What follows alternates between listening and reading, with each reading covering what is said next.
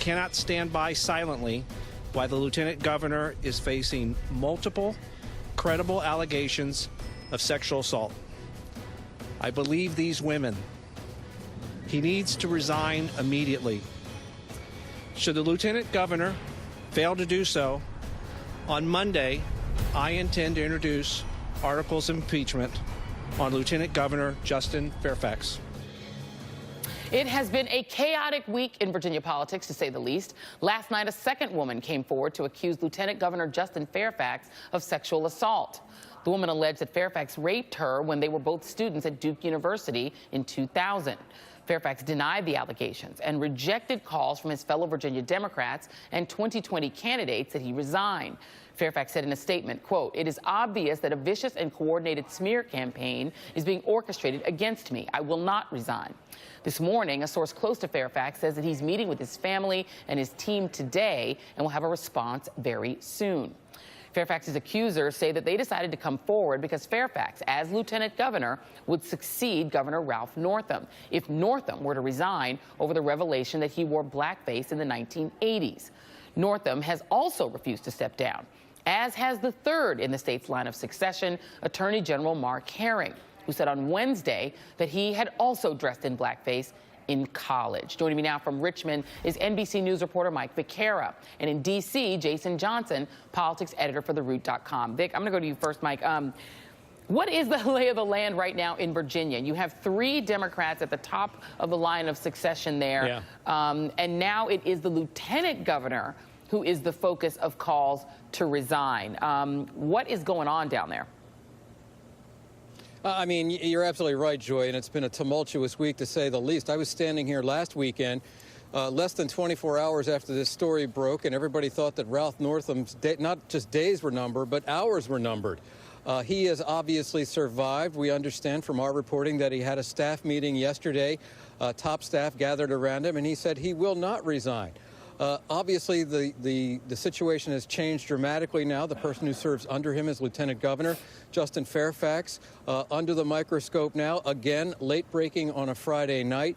The State House is deserted now, Joy. It is Saturday. It's been a week of reporters jamming the hallway, a week of being besieged by protesters, by media, and not insignificantly, a call by fellow Democrats for Justin Fairfax now, escalating calls for him to step down. Quiet here in Richmond, awaiting his next move. You reported that yesterday, in the wake of these most recent allegations, he said he wants an investigation. He says these are smear tactics, and he vowed to conclude his statement he will not resign. I just went by a home listed as his address here in Richmond near the sprawling campus of Virginia Commonwealth University. Shades drawn, no one there, no activity on the street, all quiet. So unclear exactly what's happening, as you report, huddled with his family today. Everybody awaiting what the next step in this ongoing drama in Richmond is going to be, Joy. You know, it is pretty extraordinary, Jason. I think, you know, a week ago, few people would have suspected that the person who seems most in jeopardy of being forced out would be the lieutenant governor rather than the governor. Now, in terms of those who are calling on the lieutenant governor to resign, Justin Fairfax to resign, presidential candidates Cory Booker, Elizabeth Warren, Kamala Harris, Kirsten Gillibrand, Senator Tim Kaine, the former vice presidential nominee and former governor and current senator of Virginia, the Virginia House Democrats, Virginia Senate Democrats, Virginia Legislative Black Caucus, and the former governor Terry McAuliffe. You've also had Mark Warner and Bobby Scott saying that he should resign if the allegations are true. Now, I want to go back and look at that line of succession again with you, Jason, because if all three of these men were to resign, the next person in line would be a Republican. It would essentially turn Virginia over to the Republican Party, something Donald Trump seems to think would be a great idea. He's tweeting about that Virginia is going to come home to Republicans in 2020. Are Democrats thinking about that aspect of it, the fact that they would turn the state over to the Republicans if all three of these men were to go? Yeah, Joy, so there's two parts to this. There's the the ethical, serious concerns that I have about the allegations of Ms. Watson and Vanessa Tyson. Then there's the political. So let's deal with the ethical first. The reality is the best thing for everyone involved is for there to be a legal investigation. That is the best way to validate Dr. Tyson's allegations, Watson's allegations, and the sort of denials on the part of Justin Fairfax. We cannot have our politics, we cannot have the validity of sexual assault be determined by who can get access to the Washington Post or who has a better lawyer. That's not going to help the next woman or the next man who comes forward who can't get access to that kind of media when they have concerns. Now, politically speaking, I'm going to say this, you, Julie, know this, other people, I'm not a Democrat, right? But I'm going to play one on TV right now. What we're not about to have happen, if you're a smart Democrat, is you are not about to let the Republican Party weaponize your own values against you in order to do a power grab in Virginia. We've got 2020 coming up. There are legislative elections happening in Virginia right now. The Republican Party doesn't care about blackface. They don't care about institutional racism. They don't care about rape culture. They don't care about protecting black women. They will use opportunities like this to do a power grab that they couldn't do in elections. So Democrats need to back off from any discussions of resignation, any discussions of articles of impeachment until there's been an actual investigation. Then you make a decision. Well, Mike, let me ask you about that question of investigation, because in the case, a lot of Republicans are bringing up the Brett Kavanaugh situation to compare it to the Justin Fairfax situation. Of course, Justin Fairfax now has a lawyer that was associated with the defense of Kavanaugh. Is there any talk right now in Virginia about actually bringing in the FBI or bringing in the state arm of the FBI to investigate these claims? I don't think it's gotten that far. We've heard calls for the North Carolina State Police to get involved. Obviously, Duke University located in North Carolina. I think it's fascinating the way this has accrued unintentionally, I would assume, to Ralph Northam's benefit. He has conducted a series of meetings yesterday with, for example, the National Association of Black Farmers, which is located headquarters here close to Richmond.